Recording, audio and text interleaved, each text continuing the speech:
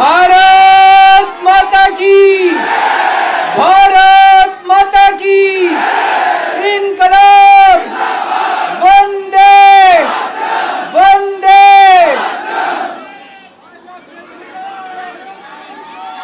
आप सब लोगों का तहे दिल से बहुत बहुत शुक्रिया। इतनी तपती धूप के अंदर इतनी देर से इतनी बड़ी संख्या में आप लोग मेरा इंतजार कर रहे हैं। मैं आपका तहे दिल से बहुत बहुत शुक्रिया अदा करना चाहता हूं।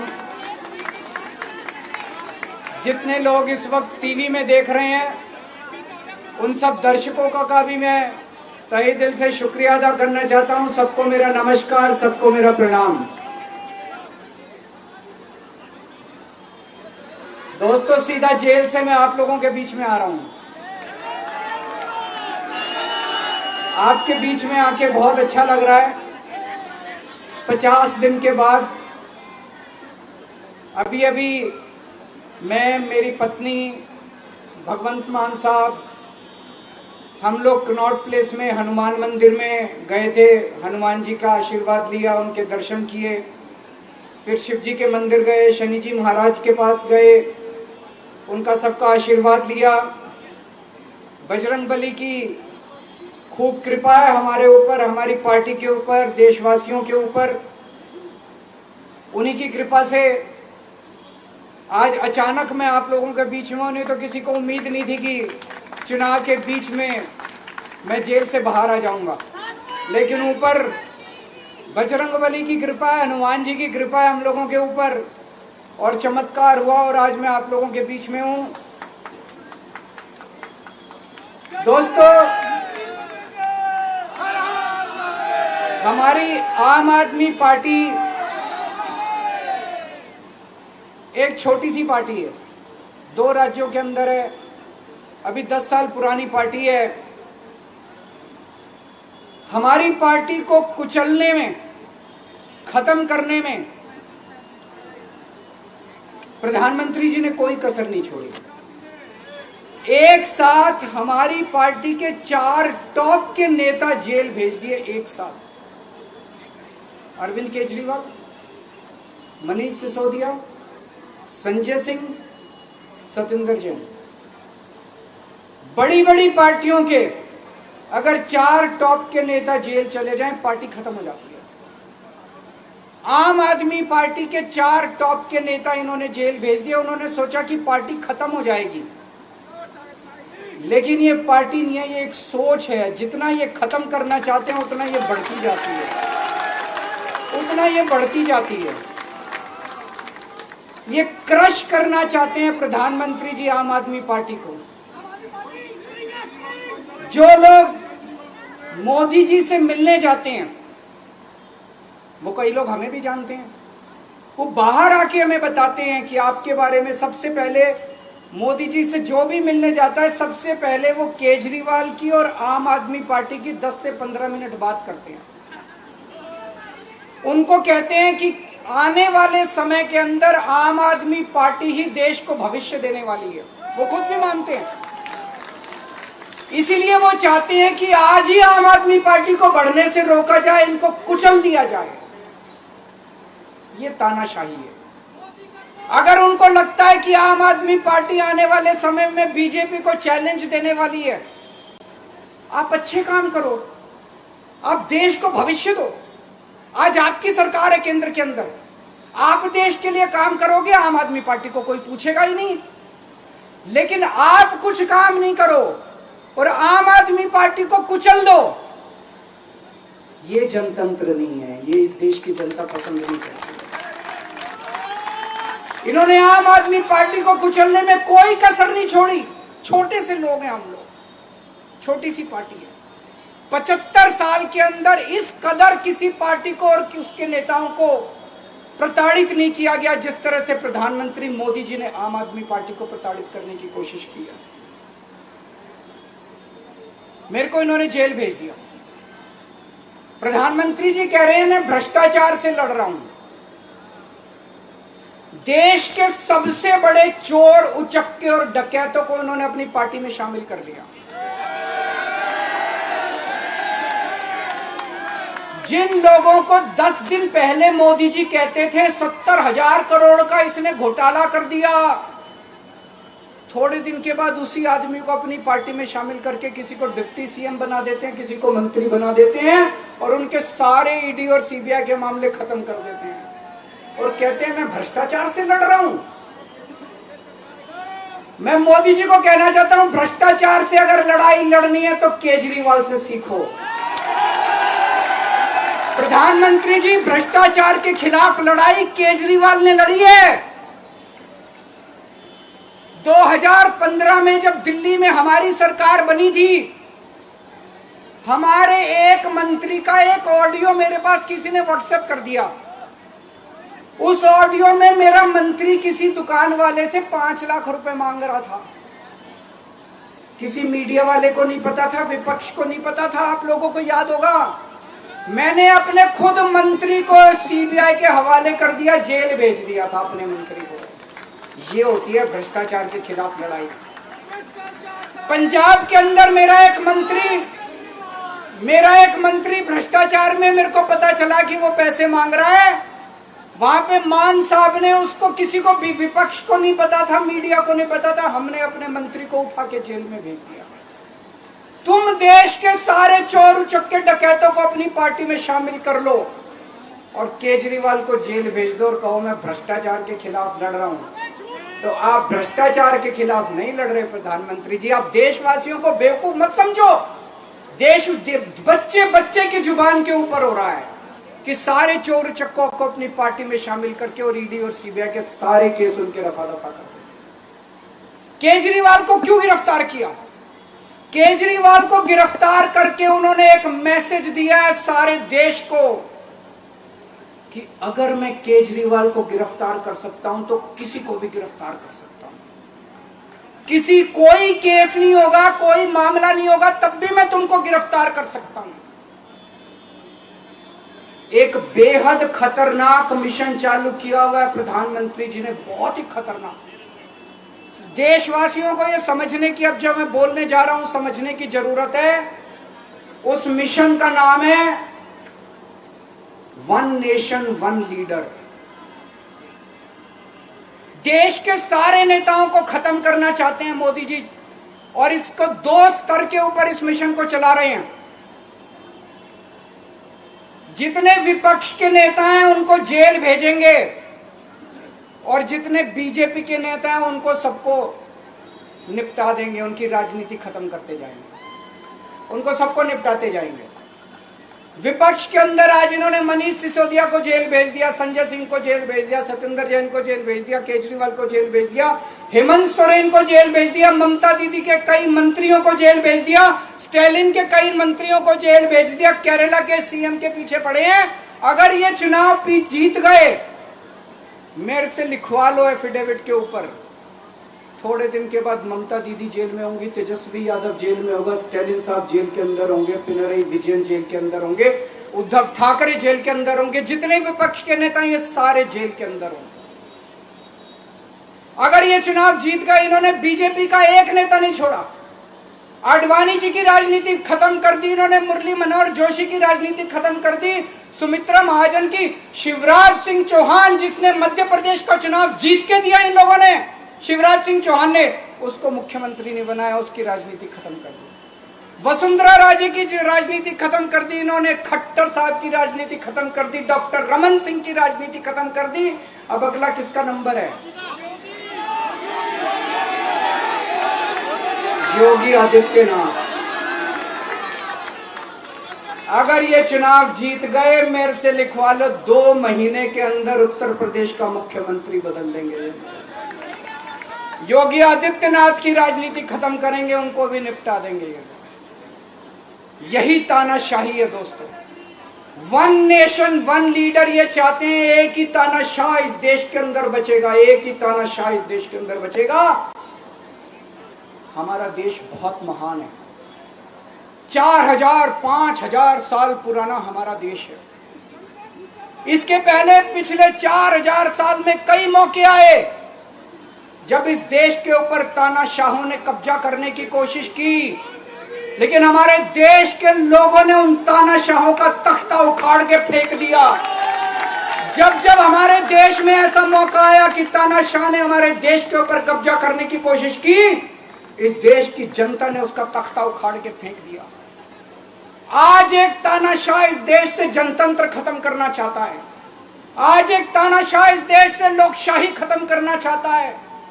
मैं पूरे तन मन धन से लड़ रहा हूं, संघर्ष कर रहा हूं उस तानाशाह के खिलाफ। 140 करोड़ लोगों का साथ चाहता हूं मैं।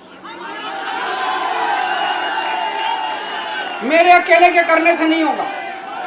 140 आज मैं आप लोगों से भीख मांगने के लिए आया हूं। 140 करोड़ लोगों से 140 करोड़ लोगों से भीख मांगने के लिए आया हूं। मेरे देश को बचा लो, मेरे भारतवर्ष को बचा लो, मेरा भारत बहुत इस तानाशाही से बचा लो मेरे दोस्त, मेरे देश को।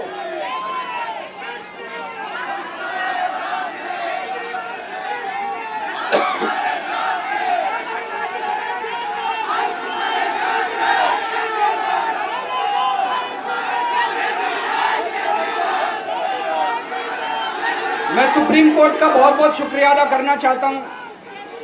उन्होंने 21 दिन दिए हैं, एक एक दिन में 24 घंटे हैं। मैं एक दिन में 24 में से 36 घंटे काम करूंगा। पूरे देश भर में घूमूंगा इस तानाशाही को रोकने के लिए। दोस्तों, जितनी मेरे अंदर ताकत है, मेरा सब कुछ कुर्बान है देश के लिए। मेरा तन मन धन सब कुछ कुर्बान है मेरे देश के लिए। मेरे खून का एक एक कतरा मेरे देश के लिए, मेरे शरीर का एक एक कतरा, मेरी जिंदगी का एक एक पल मेरे देश के लिए। मेरे देश को बचाने के लिए मैं पूरे देश में जाऊंगा। दोस्तों, अब एक बहुत महत्वपूर्ण बात करने जा रहा हूं, उसको ध्यान से सुनना। ये लोग इंडिया गठबंधन से पूछते हैं आपका प्रधानमंत्री कौन होगा। मैं बीजेपी से पूछता हूं आपका प्रधानमंत्री कौन होगा। आप लोग सोच रहे होंगे केजरीवाल क्या बात कर रहा है, मोदी जी होंगे। नहीं, मोदी जी अगले साल 17 सितंबर को 75 साल के हो रहे हैं। बीजेपी के अंदर मोदी जी ने 2014 में मोदी जी ने खुद ने रूल बनाया था कि बीजेपी के अंदर जो भी 75 साल का होगा उसको रिटायर कर दिया जाएगा। सबसे पहले आडवाणी जी को रिटायर किया गया, उसके बाद मुरली मनोहर जोशी जी को रिटायर किया गया, फिर सुमित्रा महाजन को रिटायर किया गया, फिर यशवंत सिन्हा को रिटायर किया गया। अब मोदी जी अगले साल 17 सितंबर को रिटायर होने वाले हैं। तो मैं बीजेपी से पूछना चाहता हूं आपका प्रधानमंत्री का दावेदार कौन है। दोस्तों, अगले साल 17 सितंबर तक अगर इनकी सरकार बनी, तो उस पे भी आऊंगा मैं। अगर इनकी सरकार बनी तो पहले अगले 2 महीने में योगी जी को निपटाएंगे ये, और उसके बाद मोदी जी के सबसे खास अमित शाह को ये प्रधानमंत्री बनाएंगे। तो मैं लोगों को, देश के लोगों को आगाह करना चाहता हूं, मोदी जी अपने लिए वोट नहीं मांग रहे। मोदी जी अमित शाह को प्रधानमंत्री बनाने के लिए वोट मांग रहे हैं। मैं पूछना चाहता हूं मोदी जी से और अमित शाह जी से, ये मोदी की गारंटी पूरी कौन करेगा? क्या अमित शाह मोदी की गारंटी पूरी करेंगे? जब आप अगर जो वैसे तो मेरे को लगता है मैं भी आऊंगा उसके ऊपर, मुझे नहीं लगता इनकी सरकार बन रही है, लेकिन जो बीजेपी को वोट देने जाएं वो ये सोच के जाना कि आप मोदी जी के नाम पे वोट नहीं दे रहे, आप अमित शाह के नाम पे वोट दे रहे।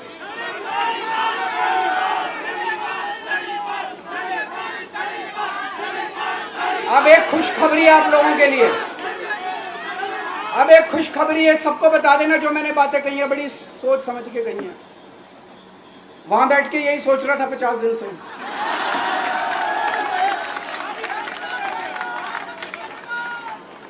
दोस्तों, पूरे देश के मेरे को बाहर निकले हुए 20 घंटे हो गए। इन 20 घंटों के अंदर भी मैंने रात भर में जनता से बात कर रहा था, लोगों से फोन कर रहा था।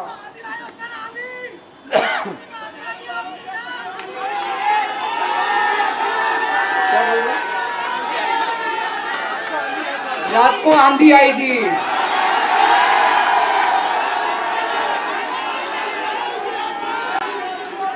पिछले 20 घंटे में मैंने जो बातचीत करी है, कई बड़े बड़े एक्सपर्ट से बात की, चुनाव विश्लेषकों से बात की, सेफोलॉजिस्ट से बात की, जनता से बात की, फोन पे लोगों से।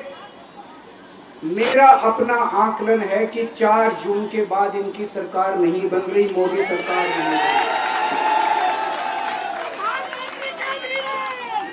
दोस्तों, अगर मैं गलत हूं तो मेरे को बताना। हरियाणा में इनकी सीट कम हो रही है, राजस्थान में कम हो रही है, कर्नाटक में कम हो रही है, दिल्ली में कम हो रही है, बिहार में कम हो रही है, महाराष्ट्र में कम हो रही है, कर्नाटक में कम हो रही है, बंगाल में कम हो रही है, झारखंड में कम हो रही है। बढ़ कहां रही है? यूपी में कम हो रही है, बढ़ कहां रही है? बड़े एक भी जगह इनकी सीटें नहीं बढ़ रही हैं। मेरा अपना मानना है, और सट्टा बाजार में भी जो चल रहा है, इनकी 220 से 230 के बीच में सीट आ रही है, उससे ज्यादा सीट नहीं आ रही। मोदी सरकार नहीं बन रही है, केंद्र में इंडिया गठबंधन की सरकार बन रही है। आम आदमी पार्टी उस सरकार का हिस्सा होगी। दिल्ली को पूर्ण राज्य दिलाएंगे। दिल्ली का एलजी लोगों का एलजी होगा, दिल्ली का एलजी दिल्ली वालों का एलजी होगा। गुजरात से आया हुआ है अभी। दिल्ली के लोगों का एलजी होगा, दिल्ली के लोगों का विकास होगा। एक और पॉइंट है, जब मैं जेल के अंदर था तो कुछ लोगों ने यह मुद्दा उठाया, केजरीवाल सीएम पद से इस्तीफा क्यों नहीं देता। दोस्तों, केजरीवाल को कभी किसी पद का लालच नहीं हुआ। मैं अब मंत्री, मुख्यमंत्री, प्रधानमंत्री ये सब बनने नहीं आया। इनकम टैक्स में कमिश्नर की नौकरी करता था। कमिश्नर की नौकरी छोड़ के दिल्ली की झुग्गियों के अंदर 1 नहीं, 2 नहीं, 3 नहीं, 10 साल तक मैंने दिल्ली की झुग्गियों के अंदर काम किया है, सुंदर नगरी और नंदनगर की झुग्गियों के अंदर। इनकम टैक्स कमिश्नर की नौकरी छोड़ के जब मेरे को दिल्ली की जनता ने पहली बार सीएम बनाया, असूलों के ऊपर 49 दिन के अंदर सीएम पद से इस्तीफा दे दिया था। एक चपरासी की नौकरी कोई नहीं छोड़ता। सीएम बनने के लिए लोग अपना दायां हाथ कटाने के लिए तैयार होते हैं। मैंने खुद से अपने आप सीएम की कुर्सी को लात मार दी थी 49 दिन के अंदर। मेरे लिए सीएम पद इंपॉर्टेंट नहीं है। आज मैंने सीएम पद से इस्तीफा क्यों नहीं दिया जेल जाने के बाद? दोस्तों, पिछले 75 साल में भारतवर्ष में इतने राज्यों के चुनाव हुए, इतने राज्यों के चुनाव हुए, दिल्ली के अंदर सबसे ऐतिहासिक बहुमत से आम आदमी पार्टी जीती। 55-56% वोट, एक बार 67 सीट, एक बार 62 सीट। इतने भारी बहुमत से आज तक कोई राज्य की सरकार 75 साल में नहीं जीती। इतने भारी बहुमत से जीतने के बावजूद झूठा केस, अब उनको पता है वो हमें हरा नहीं सकते दिल्ली के अंदर। उन्हें पता है अगले 20 साल तक दिल्ली में आम आदमी पार्टी को कोई नहीं हरा सकता। तो उन्होंने एक षड्यंत्र रचा, राजनीतिक षड्यंत्र रचा। केजरीवाल को झूठे केस में जेल भेज दो, केजरीवाल को इस्तीफा देना पड़ेगा, केजरीवाल की सरकार गिर जाएगी। उन्होंने ये षड्यंत्र रचा। मैंने कहा मैं भी इस्तीफा नहीं दूंगा।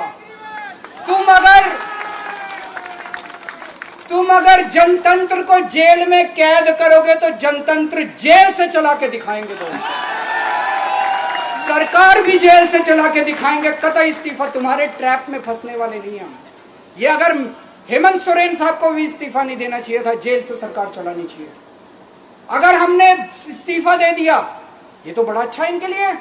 जिस राज्य के अंदर ये चुनाव हारेंगे उसके मुख्यमंत्री को पकड़ के जेल में डाल दो, सरकार गिरा दो। उसके मुख्यमंत्री को पकड़ के जेल में डाल दो, सरकार। आज मैं अगर दिल्ली की जेल के अंदर रह के दिल्ली की जेल से इस्तीफा नहीं दे रहा, वो इस तानाशाही के खिलाफ संघर्ष कर रहा हूं, इसको समझ लेना। केजरीवाल को किसी पद का लालच नहीं है। सीएम तो 100 सीएम की कुर्सी देश के नाम कुर्बान है। मुझे पता चला, मेरे जेल जाने से बहुत लोग भावुक हुए, खासकर मेरी माँ, बहनें, महिलाएं बहुत रोई, कईयों ने बहुत मन्नतें मांगी। मैं सबका बहुत बहुत शुक्रिया अदा करना चाहता हूं, जिन लोगों ने अपनी दुआएं, करोड़ों लोगों ने अपनी दुआएं भेजी हैं। पूरी दुनिया भर से करोड़ों लोगों ने दुआएं भेजी। उन्हीं के आशीर्वाद का कमाल है कि आज मैं आप लोगों के बीच में हूं। आप लोग सब लोग सुखी रहें, देश खूब तरक्की करे, फले फूले, आप सब लोग खूब खुश रहें, ऐसी मेरी प्रभु से इच्छा है। भारत माता की। लास्ट